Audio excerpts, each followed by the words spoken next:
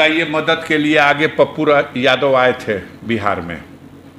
उन्होंने भारतीय जनता पार्टी के एक एमपी के कार्यालय से 50 ढक के रखी गई एम्बुलेंस से पर्दा हटा दिया। हाय हाय, इस गुनाह में बेचारा आज जेल चला गया।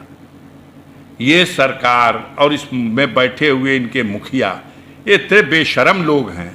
हमने आज तक एक ही बात सुनी थी और देखी थी कि आपदा की घड़ी में एक दूसरे के बैरी भी एक दूसरे को क्षति नहीं पहुंचाते।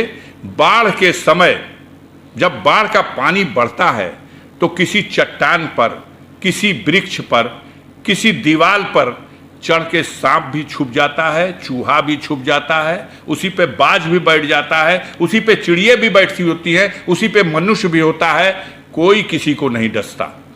ये पहली बार नया फार्मूला भारत में दिया गया कि आपदा को अवसर बनाओ, और आपदा को अवसर बना दिया गया। दिल्ली के तिहाड़ जेल में बंद पूर्व सांसद शहाबुद्दीन साहब को कोरोना के नाम पर और भेज करके हॉस्पिटल में और इस तरह से व्यवस्था दी गई कि वो चले गए।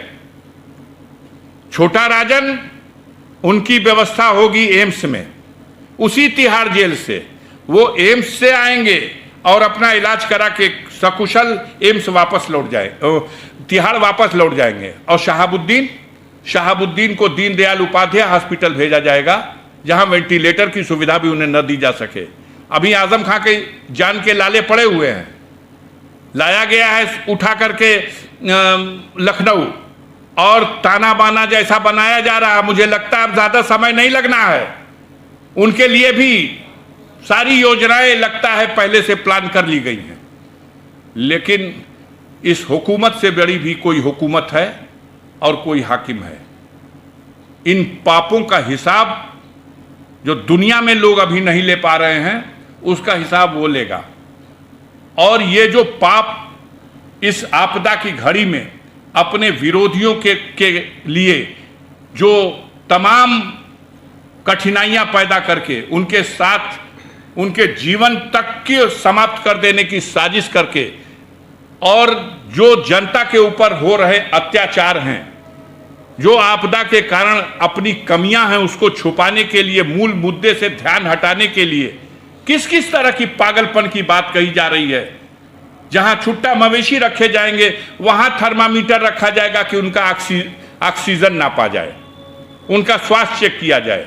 जहां इंसान मर रहा ऑक्सीजन के बगैर, उस इंसान को ऑक्सीजन मुहैया हो, उसको वेंटिलेटर की सुविधा दे दी जाए, उस मरने वालों की सही संख्या तो कम से कम बता दी जाए।